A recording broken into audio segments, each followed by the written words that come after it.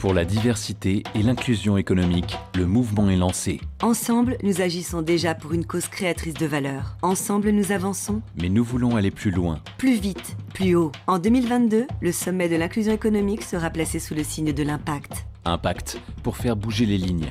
Impact pour faire changer les mentalités. Impact pour transformer notre société durablement. Sommet de l'inclusion économique.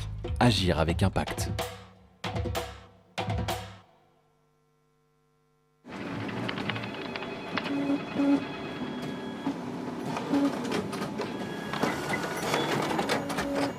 C'est quand même dommage d'embaucher toujours les mêmes profils quand on sait que l'inclusion est source de performance.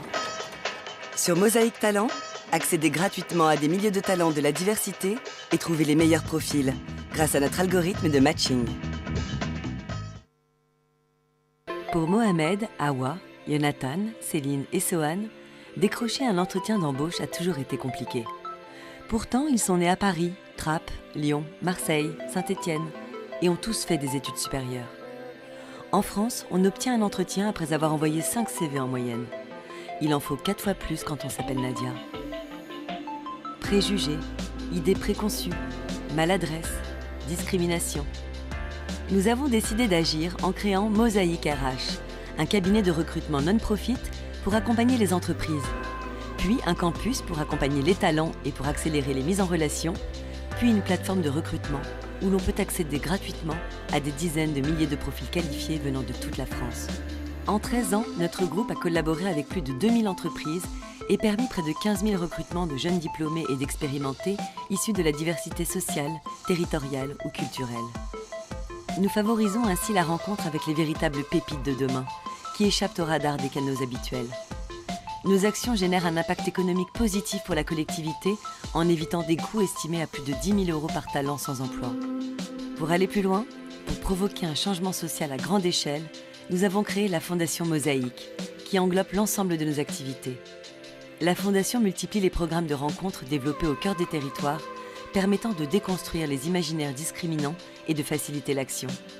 Elle diffuse ensuite ses idées et les bonnes pratiques auprès d'autres organisations sur d'autres territoires et contribue ainsi à la mise en œuvre en France d'une politique de l'inclusion économique dynamique, efficace et performante, où chacun peut devenir un acteur du changement. Dès aujourd'hui, en rejoignant le mouvement, vous avez la possibilité d'accélérer le changement, de conduire la transformation des pratiques pour que 100% des entreprises pratiquent un recrutement inclusif et de libérer le potentiel de tous les talents qui aspirent à réussir leur vie professionnelle. Au sein de la Fondation Mosaïque, et comme vous d'ailleurs, nous pensons que Mohamed, Awa, Jonathan, Céline ou Sohan ont plus que leur place dans votre entreprise, que la question de la diversité ne devrait pas se poser et qu'elle est au contraire source de richesse et de performance. Fondation Mosaïque, rejoignez le mouvement.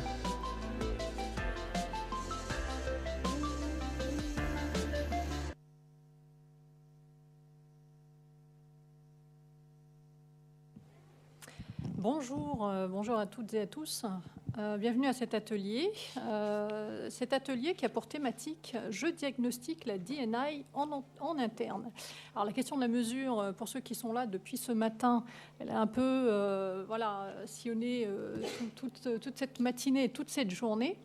Et donc aujourd'hui, on a 3 intervenantes qui vont nous aider à aussi parler concrètement de ce sujet-là et de voir de quoi on parle quand on parle de diagnostiquer la diversité et l'inclusion dans les organisations. Et donc, j'accueille 3 personnes, donc Marie Larsonneau de l'AFMD, Audrey Hiver de Open Classroom, qui nous parlera aussi concrètement de ce qu'Open Classroom a mis en place sur cette question du diagnostic et de la mesure, et Claire Gomard de Care Capital, qui travaille aussi beaucoup sur ces questions et qui va nous partager son expérience et sa vision. Alors, on est ensemble pour 40 minutes. Donc, on va laisser une partie questions-réponses à la fin de cet atelier. Alors, mesdames, j'ai donc une première question que je vais poser à l'AFMD. Donc, Marie, peut-être expliquer ce qu'est l'AFMD et sur quoi travaille l'AFMD. Et puis, surtout, on parle ici de diagnostic. De quoi on parle quand on parle de diagnostiquer la diversité et l'inclusion dans les entreprises? Merci Mariam. Alors effectivement, la FMD, l'Association française des managers de la diversité, c'est une association qui a été créée il y a 15 ans, qui œuvre auprès des employeurs et notamment auprès des responsables diversité et inclusion qu'on retrouve à la fois dans les départements RH, dans les départements RSE des organisations. On accompagne 170 organisations aujourd'hui. Leur point commun, c'est d'œuvrer pour la lutte contre les discriminations, c'est de mettre en place des politiques de diversité et inclusion en interne. Et comment est-ce qu'on le fait? Eh bien, on leur offre cet espace d'échange de bonnes pratiques et de mettre à leur disposition des moments d'échange où ils vont pouvoir co-construire ensemble. Et comme on fait depuis 15 ans maintenant un pont entre la recherche et le terrain des organisations, eh bien, l'idée ensuite, c'est de pouvoir mettre à disposition le savoir de la FMD, donc un certain nombre de ressources à disposition de toutes et de tous. Et donc, effectivement, pour parler de diagnostic de diversité et d'inclusion, je pense qu'il faut revenir un petit peu sur ce qu'est déjà la diversité et l'inclusion. Vous en avez entendu parler toute la journée déjà. Mais effectivement, le point de départ, c'est bien la lutte contre les discriminations. C'est une dizaine de critères de discrimination que portait à l'époque la HALD et aujourd'hui le Défenseur des droits en 2005 en France. Pour les entreprises, c'était à la fois éviter les situations à risque, c'était éviter les situations qui pouvaient les mener au tribunal. Et puis, au fur et à mesure, elles ont souhaité, les organisations, éviter cette approche purement défensive et puis de s'emparer de ces sujets de diversité en œuvrant notamment sur des questions d'égalité professionnelle entre les femmes et les hommes, d'inclusion des personnes en situation de handicap ou bien la pyramide des âges. Au fur et à mesure également, parce qu'il y a eu des jurisprudences et parce qu'il y a eu aussi des mécontentements de la part des individus qui avaient la sensation qu'il n'y avait pas un accès au droit, un accès à l'emploi, un manque de représentation et de représentativité dans la société, eh bien, les organisations, elles, ont commencé à s'intéresser aux diversités au pluriel. On est passé de la diversité au singulier aux diversités au pluriel. En s'intéressant notamment, par exemple, à l'orientation sexuelle, à l'identité de genre, aux personnes dont l'apparence physique n'était pas propre à la norme. On s'est intéressé aux opinions et aux différences d'opinions politiques, religieuses des individus. Et puis enfin, parce qu'aujourd'hui, on a 25 critères de discrimination, toutes ces choses-là ont amené à 25 critères de discrimination. Bientôt 26, c'est un nombre qui ne cesse de grimper et donc je pense que de moins en moins d'organisations ont envie de courir derrière les critères de discrimination. Elles ont amené un nouveau paradigme et donc elles ont créé cette notion d'inclusion. Et c'est d'ailleurs pour ça qu'on parle aujourd'hui de diversité au singulier, au pluriel et d'inclusion. Et l'inclusion, c'est quoi? Vous le savez bien, c'est créer les conditions pour que chacun et chacune se sente accepté tel qu'il ou elle est dans une organisation.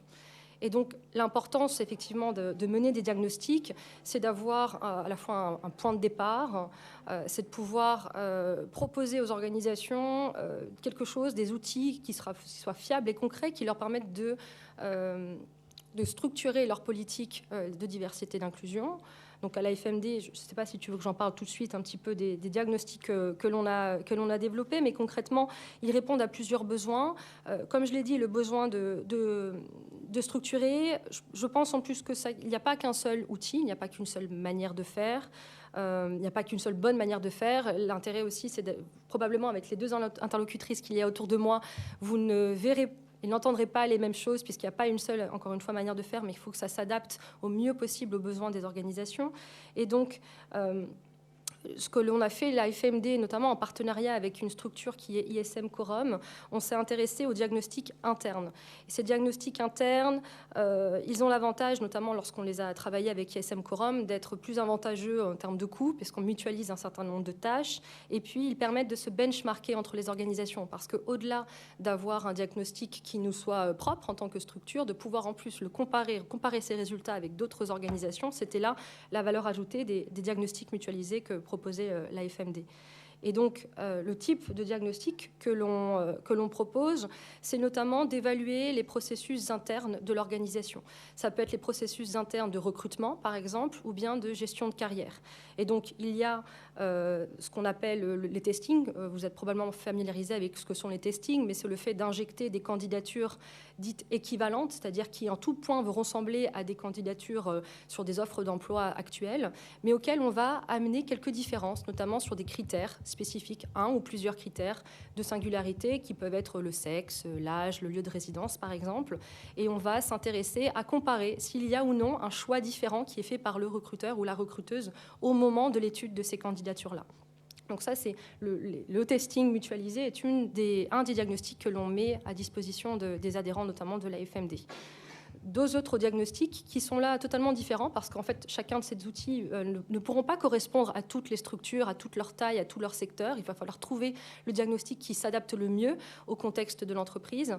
Et donc, l'autre diagnostic intéressant, c'est celui de l'analyse des fichiers CV. Là, c'est-à-dire qu'on va aller regarder l'ensemble des choix qui ont été faits à la fois par les équipes en charge du recrutement et à la fois par les managers entre le moment où on reçoit une candidature et jusqu'au moment où on l'intègre effectivement dans les équipes.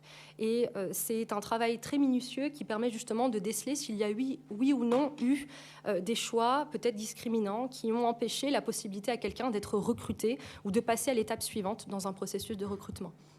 Et de la même manière, le troisième diagnostic que l'on a dans le cadre de cette démarche mutualisée, c'est de pouvoir analyser les fichiers de gestion de carrière. Et donc de la même manière, cette fois-ci sur un temps beaucoup plus long, on va regarder à partir du moment où une personne a intégré l'organisation, son évolution. On va le suivre avec tous les processus qu'il y a eu depuis sa première augmentation de salaire jusqu'à son évolution dans l'organisation, sa progression finalement de carrière et voir s'il y a là aussi, au regard de l'âge, du sexe, de lieu de résidence, de l'expérience à la fois professionnelle, des diplômes, etc., s'il y a eu ou non des écarts par rapport à d'autres trajectoires qui sont assez similaires, en tout cas à partir du moment où la personne est arrivée en interne.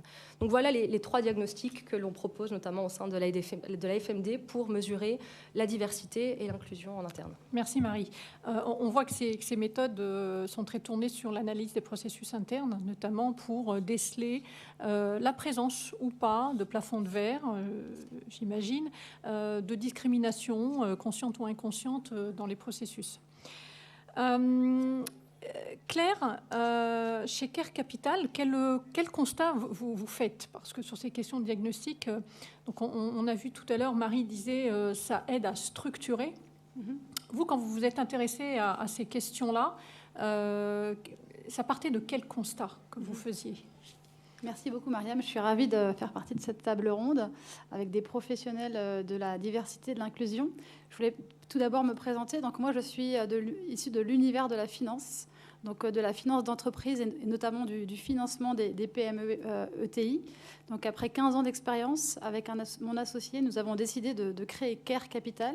Care pour prendre soin des gens, prendre soin de soi en tant que dirigeant, prendre soin de l'inclusion, prendre soin des collaborateurs, qui vient effectivement d'un constat.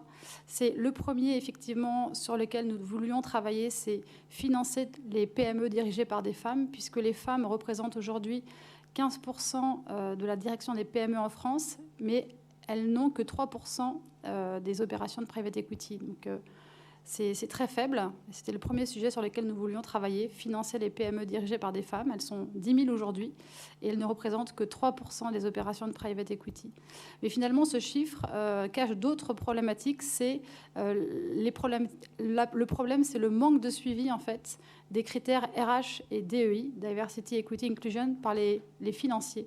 On pilote les entreprises par la marge d'EBIT, par la croissance de chiffre d'affaires, par la capture de parts de marché, par la génération de cash issue de l'EBIT. C'est vraiment comme ça qu'on travaille aujourd'hui. Et malheureusement, dans la valeur d'une entreprise, on omet la valeur principale qui est le capital humain.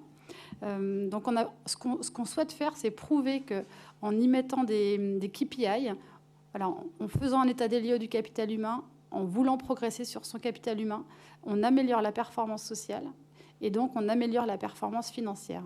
Parce que finalement, aujourd'hui, ce qui compte aussi, c'est que les institutionnels au-dessus s'intéressent à ce petit marché qui est le S et G de SG. Aujourd'hui, les fonds vont à destination de la transition énergétique, mais on en oublie les femmes, les hommes, qui finalement, eux, sont tout aussi importants dans la construction de notre économie.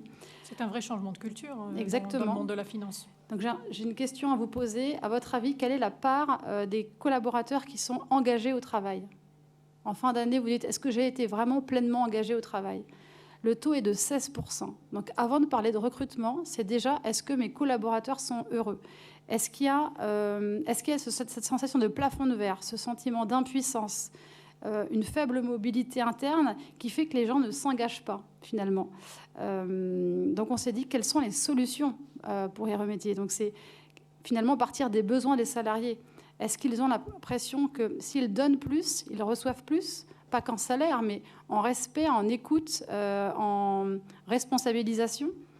Et donc, c'est ça, nous, notre définition de la performance sociale, c'est si l'entreprise, déjà, met en place une politique de performance sociale, si ça améliore les conditions de travail, le bien-être au travail, et donc, normalement, on doit avoir un impact sur la performance sociale de l'entreprise. Donc, c'est mettre en avant des valeurs telles que la méritocratie, c'est mettre de la justice dans l'entreprise, c'est avoir un vrai respect de la diversité. C'est-à-dire que dans beaucoup d'entreprises et dans l'investissement, malheureusement, c'est les mêmes écoles, les mêmes familles. Et finalement, c'est aucun débat, quoi. Donc, on se retrouve dans une salle en conseil de surveillance, mais il n'y a rien à débattre puisqu'on est tous d'accord. Alors que c'est via la diversité qu'on a de la richesse. Et vous avez de nombreuses études qui disent que la diversité est rentable. Mais diversité, pas que femmes-hommes, mais diversité aussi junior-senior. Il est prouvé qu'un senior apporte plus parce qu'il reste plus longtemps dans l'entreprise qu'un junior. Une personne en situation de handicap, pareil, elle est plus engagée, elle crée plus de liberté de parole, d'entraide. L'entraide, cette valeur est peu mise en avant dans les entreprises, mais l'entraide, l'ouverture du cœur, et donc tout ça a beaucoup d'impact. Donc, à la suite de tout ça, effectivement, on a décidé de créer CARE. Oui. Donc, qu'est-ce que CARE ? Comment vous avez agi, justement, en partant de ce constat-là Donc, CARE, effectivement, c'est de prouver aux investisseurs que quand on améliore la performance sociale, on améliore la performance financière. Donc, ce n'est pas que agir sur le BFR, sur la productivité et autres, mais c'est vraiment créer, premièrement, un lien avec un écosystème d'experts de la DRH et de la DEI. Donc, on a contacté les responsables d'E&I, dont Hélène, que je suis très heureuse de revoir ce soir, qui s'occupe de la D&I chez KPMG, qui fait partie du collectif du club DEI, qui a créé un manifeste dont je vais parler juste après. Mais donc, qui est propre au monde de la finance Alors, qui est propre à tout le monde. L'objectif, c'est que ce manifeste soit signé par tous les dirigeants de France et soit affiché dans l'entreprise, pour montrer aux collaborateurs qu'effectivement, le dirigeant s'inscrit dans une progression en matière de libération du capital humain de son entreprise. Donc, c'est que chacun puisse avoir la parole, être écouté, donner son opinion, grandisse. L'entreprise a un vrai rôle dans la progression, dans la mise en avant de la diversité, dans la mise en avant des rôles modèles. Parce que la PME aujourd'hui, dans un environnement plutôt inflationniste et un petit peu récessionniste, ça, malheureusement c'est en train d'arriver, doit vraiment prendre encore plus au sérieux le capital humain qui pour moi est la valeur de l'entreprise. Donc effectivement, c'est rassembler les experts de la RHDEI et puis pouvoir s'entraider, financiers, experts RH, dirigeants d'entreprise, que ce soit des grands groupes, que des scale-up comme Open Classroom, dont les fondateurs font partie, notamment le club DEI, et puis PME aussi. Et donc, c'est de signer en fait un document qui indique les KPI qui soient communs à tous. Donc, on s'est dit... Et comment ils ont été justement définis, ces KPI ? C'est un travail, il me semble que c'est le fruit d'un travail commun. Exactement. Donc, on a passé les dirigeants. Une année avec une quarantaine de dirigeants à définir un top 10 indicateurs clés de performance RH et DEI qui, si vous les suivez, si vous avez des objectifs d'amélioration à travers des actions qui sont simples et efficaces, donc qui sont listées dans le manifeste, eh bien, vous améliorez la performance sociale. La première chose, c'est que ça soit commun, parce qu'aujourd'hui, vous avez un capharnaüm d'indicateurs. Chaque entreprise a ses indicateurs, et finalement, ce qui n'est pas suivi ne progresse pas. Le bilan financier, on devrait avoir l'équivalent en bilan social. L'objectif, c'est de pouvoir ensuite se préparer pour la taxonomie sociale. Mais au début, c'est une petite initiative balbutiante d'un investisseur privé comme CARE. À travers ce collectif, c'est de pouvoir imposer 10 KPI sur 3 ans, en étant signataire du manifeste, choisir 3 parmi les 10. Un est obligatoire, c'est l'auto-évaluation du dirigeant en fin d'année pour éviter le greenwashing au niveau social, de se dire vraiment, je me regarde droit dans les yeux, est-ce que vraiment j'ai mis en place ce que j'ai dit que j'allais mettre en place? Est-ce que c'est facile de dire, nous on est une entreprise de la diversité, voilà, concrètement, est-ce que j'ai mis en place la démarche mutualisée de la FMD? C'est voilà, un endroit d'échange, c'est un engagement moral. Et l'objectif, c'est de s'entraider, parce que les grands groupes ont les moyens d'avoir une équipe D&I. Les PME n'ont même pas de DRH. Donc, alors, la diversité, la méritocratie, tous ces sujets-là, c'est des sujets qui sont vraiment secondaires. Et donc, nous, notre rôle, c'est de pouvoir presque imposer à nos, bien sûr, futures sociétés en portefeuille, mais également d'être un lieu d'échange permettant à chacun de progresser. Voilà. Et donc, ces indicateurs, ces KPI, sont à disposition oui. de toutes les entreprises qui souhaitent s'en saisir et qui souhaitent adopter cette démarche d'autodiagnostic, j'allais dire. Parce que là, c'est ça qui est aussi intéressant, c'est que l'entreprise choisit ses KPI, en choisit 3 prioritaires et les applique et les suit elle-même. C'est bien ça. Exactement, la démarche. Oui. Donc, je vais vous donner quelques exemples. Par exemple, la confiance. Vous allez me dire, mais c'est impossible de le mesurer, la confiance. Si, c'est possible de le mesurer. Et d'ailleurs, on peut le faire gratuitement. Il suffit de prendre un Google Form, de se dire, voilà les 5 questions que je veux poser à tout le monde, que les personnes puissent y répondre de manière anonymisée, avec un critère de 1 à 10. Ai-je confiance dans mon manager? Ai-je confiance dans ma direction? Ai-je confiance dans mon entreprise? Enfin, c'est-à-dire, si la personne dit, oui, très très bien, je suis entre 8 et 10, très médiocre, je suis entre 1 et 3, et voilà, après, il vous suffit de faire les stats. Vous pouvez partager ça ensuite tous les ans au sein de l'entreprise et puis essayer de trouver des solutions en impliquant les collaborateurs. Et ça, le fait de pouvoir dire d'une part et par ailleurs de pouvoir partager ces résultats et trouver des solutions ensemble, vous engagez tout le corps de l'entreprise. Vous avez aussi un sujet, par exemple, c'est la liberté de parole. Rien que dire les choses, on se sent mieux déjà. Même si finalement les choses ne changeront pas, le fait de l'avoir dit, ça enlève un poids, et ça me paraît être un des droits fondamentaux d'un citoyen aujourd'hui. Je m'engage, je donne mon temps, mon énergie vitale, je dois pouvoir dire ce que je pense. Et surtout, ça permet de lutter contre l'autocensure, qui est un phénomène qui est très courant, notamment chez certaines populations, parfois comme les femmes, les personnes issues de la diversité sociale, qui peuvent s'autocensurer, soit dans l'accès à des postes de direction, soit même au niveau du recrutement. Nous, on le voit beaucoup chez Mosaïque RH, donc chez des candidats. Et donc, d'avoir ce type d'indicateur peut être aussi intéressant pour pouvoir identifier ces phénomènes d'autocensure et les traiter. Merci Claire. Merci. Moi, en conclusion, je pense que la société ne sera plus valorisée sur un multiple d'EBITDA demain, mais vraiment sur un multiple du taux de confiance. Parce que si demain les gens partent, si les gens sont démotivés, s'ils sont touristes, s'ils sabotent l'entreprise, ça a un réel impact sur l'intérêt des consommateurs. Merci Claire. Audrey, chez Open Classroom, vous avez aussi mené ce travail de diagnostic. Alors j'ai plusieurs questions. Déjà, pourquoi? Quelles sont les motivations très concrètes d'une entreprise qui se dit je vais me lancer dans ce travail d'introspection de mon organisation? Merci Mariam. Peut-être en 2 mots, s'il y a des personnes qui ne connaissent pas Open Classrooms, on est une école en ligne, on a une 50aine de parcours diplômants sur des compétences pour des métiers qui recrutent. Voilà, ça, et notre mission, c'est de rendre, on est entreprise à mission et Bicorp, notre mission, c'est de rendre l'éducation accessible à tous pour que tout le monde devienne ou reste employable. Donc pourquoi est-ce qu'on s'est lancé dans cette démarche de faire une enquête sur l'inclusion et la diversité chez nous? Je pense qu'il y avait principalement 2 motivations.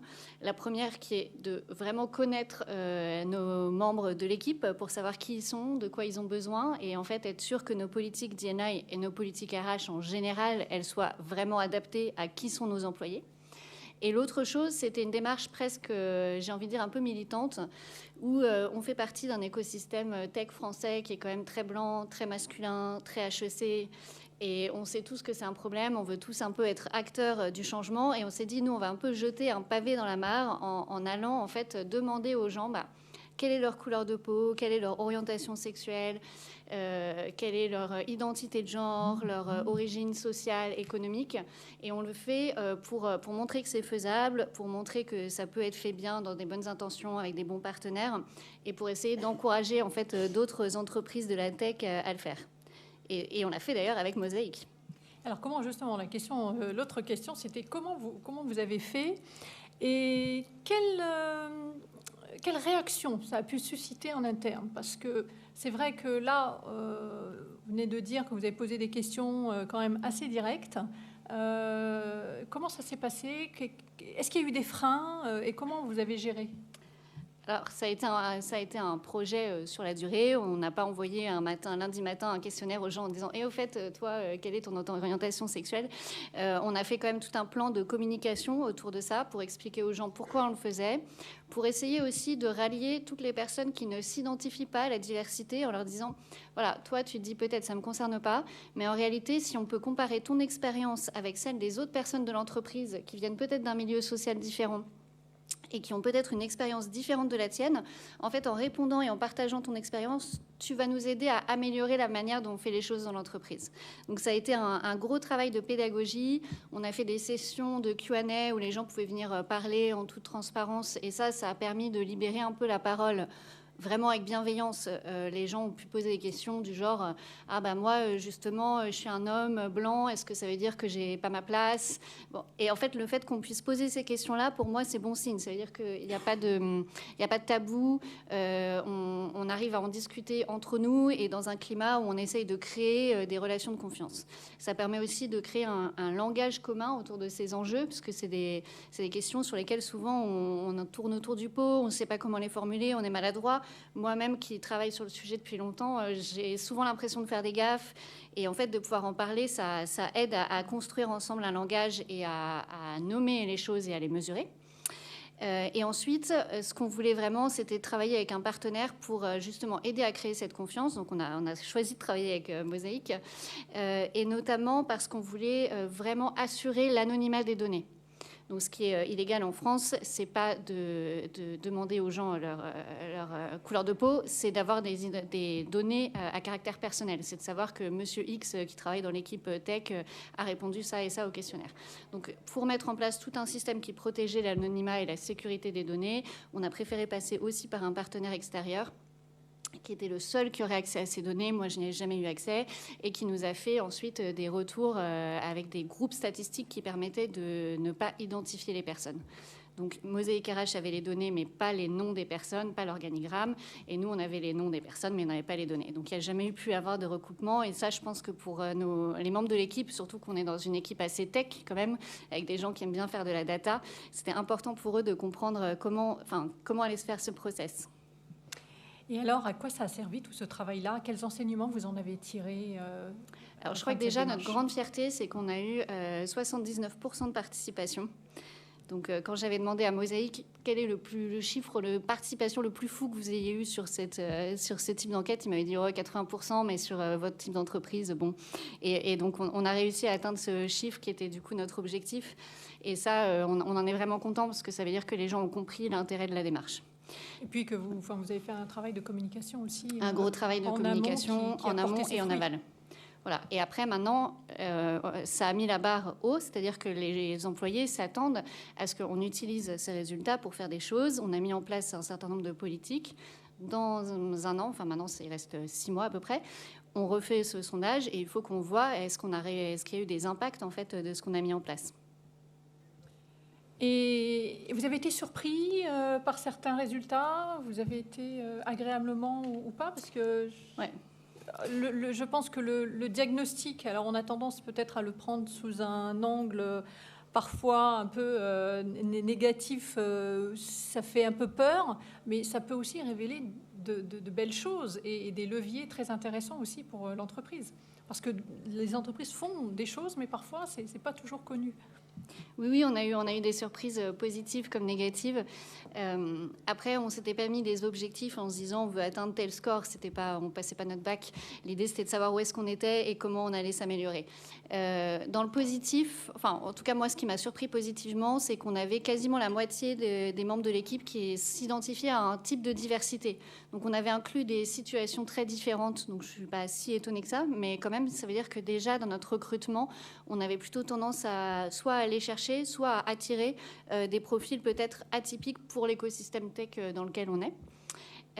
Dans les surprises qui, je dirais, sont plus des points d'amélioration, on a vu par exemple qu'on avait beaucoup plus de gens dans cette enquête qui nous disaient qu'ils avaient des problèmes de santé mentale ou physique qui affectaient leur travail que le nombre de gens qui ont déclaré au RH des problèmes de santé.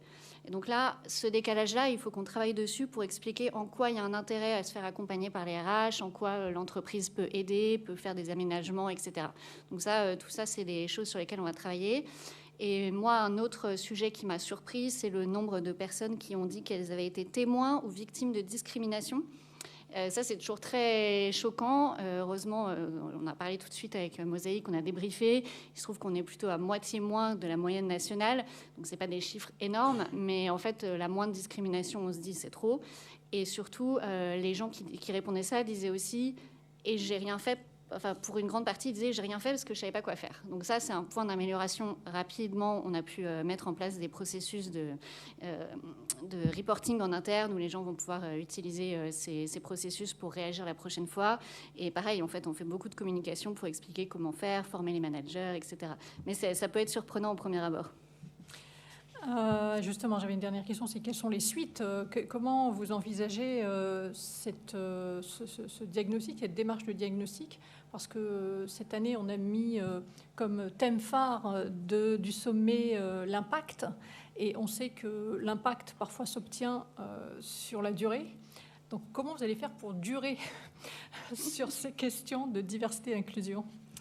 Je pense qu'il y a deux choses. Première chose, c'est qu'on va refaire cette enquête chaque année.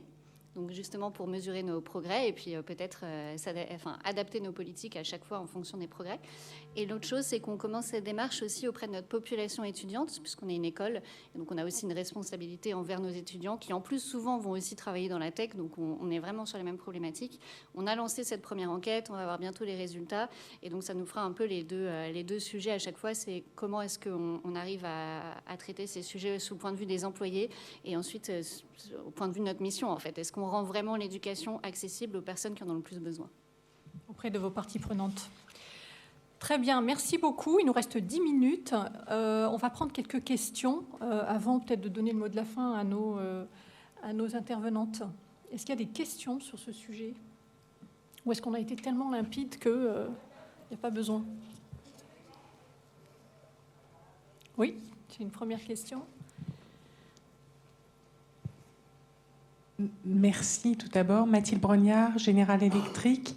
Je voulais souvent, quand on parle d'évaluation, donc je pense que oui, c'est un premier point qui est important. Nous, on a beaucoup de difficultés, c'est plutôt dans la mise en œuvre de plans d'action, finalement de suivi, ou de voir évoluer, je dirais, les indicateurs dans la bonne direction. Donc, j'aimerais avoir un petit peu votre avis là-dessus. Et puis après, il y a aussi, dans tout ce qui est évaluation, il y a aussi le côté culturel qui, pour moi, est assez fort. Si vous faites une enquête avec des Indiens, vous allez avoir des résultats. Les Français, alors, sont toujours très mauvais. Les résultats des Français, c'est quand même un peu râleur, le français. Comment intégrer ça aussi dans nos évaluations? Nous, ça pose un vrai problème. L'Indonésie, quoi qu'il arrive, tout est toujours super. L'Inde aussi. Et la France, alors là, c'est la catastrophe. Voilà. Donc, j'ai deux questions. Merci. Alors, qui veut répondre sur la partie plan d'action et puis sur la partie l'adaptation de cette démarche de mesure au niveau international en tenant compte de la culture locale? Je veux bien répondre sur la deuxième partie. C'est pas une réponse très complète parce qu'on vient seulement de commencer à s'internationaliser, mais on a des équipes aux US et au UK. Et effectivement, un challenge, c'est comment est-ce qu'on crée une culture commune autour de ces thématiques. Et le choix qu'on a fait pour l'instant, c'est de de pas essayer de s'adapter en fait à chaque pays et d'essayer de créer quelque chose de commun et une culture commune et d'utiliser une seule grille de lecture, en se disant que quelque part, la culture Open Classrooms va être plus forte que la culture de ces pays. Pour l'instant, ça a plutôt fonctionné, mais c'est une question sur laquelle je réfléchis, où je me dis, à fur et à mesure que nos équipes internationales grandissent, est-ce qu'il ne faut pas séparer ces chiffres, parce qu'on ne pourra peut-être pas forcément comparer. Je pense par exemple à une question qu'on pose souvent aux US, c'est Are you a first generation student? Est-ce que vous êtes le premier de votre famille à faire des études dans le supérieur? En France, l'accès au supérieur n'est pas du tout le même qu'aux États-Unis, donc c'est une question qui n'a pas forcément la même portée, on va dire. Et on a aussi des investisseurs qui sont internationaux, qui nous demandent de faire des reportings sur l'impact, qui ne sont pas les mêmes reportings que nos investisseurs français. Donc je sais qu'à un moment, il va probablement falloir qu'on sépare ces pays. Je veux bien, peut-être, de manière pragmatique, donc au sein de notre communauté de dirigeants, ce qu'on dit souvent, c'est que le D&I est une nouvelle science. Et finalement, c'est se comparer aux autres, se benchmarker par rapport aux autres pratiques. Et donc, ce que conseillent les dirigeants D&I de notre écosystème, c'est de se créer des groupes benchmark et qui ont des opérations dans ces pays. Effectivement, de par la réglementation qui est nationale en matière de RH/DEI, déjà, on ne suit pas les mêmes choses. En France, on suit effectivement le genre, mais on ne va pas suivre le LGBT qui est suivi en Angleterre, aux États-Unis. Donc, effectivement, il y a de grandes différences nationales. Et finalement, le plus important, c'est au sein des pays dans lesquels on opère, c'est de se dire, est-ce que je suis en relation avec les autres sociétés qui sont avancées en la matière, et est-ce que j'échange avec elles pour voir quels sont les indicateurs à suivre, où j'en suis, et quels sont les objectifs à mettre en place. Parce qu'effectivement, les différences culturelles et réglementaires sont existantes.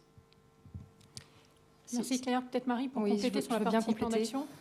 Ce que je trouve intéressant, et plusieurs de nos organisations adhérentes sont notamment, opèrent à l'international, cherchent à harmoniser un certain nombre de sujets qu'ils traitent en France avec une perspective très franco-française du fait du cadre légal. Et comme vous le disiez, ne serait-ce que le taux de réponse va varier énormément aussi d'un pays à l'autre selon qu'on soit habitué à donner son avis ou pas, qu'on soit habitué à aussi dire que tout va bien quand en réalité ça va pas si bien que ça. Donc je pense qu'après, avec l'expérience, on arrive à déceler quels sont les pays qui, d'entrée de jeu, auront eu un meilleur taux de réponse que d'autres et où on aura l'impression que ça va beaucoup mieux qu'ailleurs. Je pense qu'en fait, ce qui est surtout intéressant, c'est de se dire comment est-ce qu'on arrive à faire en sorte que dans ces pays-là, il y ait vos équivalents au niveau groupe qui soient en mesure qui soient en mesure finalement de mettre en œuvre ces actions-là, de les piloter et de les suivre. Parce que vous l'avez dit aussi, le problème, c'est qu'une fois qu'on a ce diagnostic, qu'on l'a mis en place, qu'on l'a institutionnalisé, qu'on a communiqué sur les résultats, c'est comment est-ce qu'on va faire remonter l'ensemble des indicateurs. Et c'est d'autant plus difficile quand plus le groupe est grand, plus il intervient dans des pays différents. Donc, ce que l'on voit souvent, c'est la création des comités D&I ou RSE qui viendront prendre le relais, en fait, et pouvoir, d'une certaine mesure, leur faire confiance parce qu'eux-mêmes, étant sur place, savent ce qui se passe, sont en direct avec les managers, sont au quotidien avec les RH. Donc, je pense qu'il y a besoin, dans tous les cas, d'avoir ce pilotage en plus haut niveau, d'avoir quelque chose qui soit structurant, qui nous permette de définir des priorités à un niveau global, mais il ne faudra jamais enlever la main au local qui permettra effectivement de mesurer l'impact des actions qui seront mises en place. Merci Marie. Il nous reste 2 minutes, donc est-ce qu'il y a une dernière question rapide? Question courte et réponse courte. Sinon, on va clôturer. Peut-être juste sur la partie plan d'action pour terminer et compléter la réponse. C'est vrai que quand on termine ce travail de diagnostic, quand on a fait un baromètre avec Open Classroom, c'est vrai que beaucoup de chiffres sont ressortis, beaucoup de data. Et donc, c'est vrai qu'on peut être un petit peu déstabilisé par cette multitude de chiffres et d'indicateurs qui ressortent. Et parmi nos recommandations, Une des recommandations fortes, c'est aussi d'identifier ce qui est prioritaire. Parce que ce qu'on peut voir à travers ces baromètres aussi, c'est quels sont les écarts qui sont les plus importants, les plus saillants, sur lesquels il est peut-être plus urgent de travailler. Et la diversité et l'inclusion, et je pense que ce sera la conclusion d'aujourd'hui, c'est que c'est un travail sur le long cours. On ne va pas pouvoir, à partir d'un état des lieux, tout régler en 6 mois. Il ne faut vraiment pas penser ça. C'est un travail sur plusieurs années, mais en partant d'un diagnostic et d'un état des lieux, au moins on sait dans quelle direction on va, quels sont les points sur lesquels il est important de travailler, quels sont ceux qui sont des must-have, quels sont ceux qui sont les nice-to-have, comme on dit. Donc, et ça permet de déployer des plans d'action sur plusieurs années. Donc, il n'y a plus qu'à. Je vous remercie beaucoup d'être présent, d'avoir été présent à cet atelier. Merci beaucoup à nos intervenantes pour leur éclairage. Et merci puis, à toi pour l'invitation. Je vous dis à très bientôt et surtout la journée continue. C'est pas fini.